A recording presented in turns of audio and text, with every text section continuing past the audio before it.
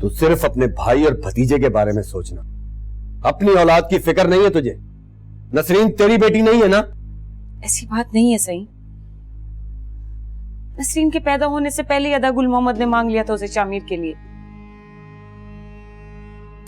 आप दोनों खामखा में परेशान हो रहे हैं। आज नहीं तो कल वो बारात लेकर जरूर आएगा। माँ माँ कभी तो आंखें खोल लिया कर। कितनी भोली है तू।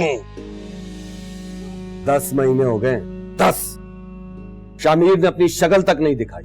कब आता है कब जाता है कुछ पता नहीं। तेरी समझ में बात कब आएगी? जवान लड़के अपनी मंगेतर को देखने के बहाने ढूंढते हैं। मुझे तो कोई खतरा महसूस हो रहा है। कैसा खतरा सही? अम्मा, शामिर का दिल शहर में क्यों लग गया? कोई तो वजह होगी ना। अब तो उसकी तालीम का बहाना भी खत्म हो गया है। मुझे तो इस बात का डर है कि कहीं हमारी नसरीन घर में ना बैठी रह जाए। अल्लाह ना करे सही।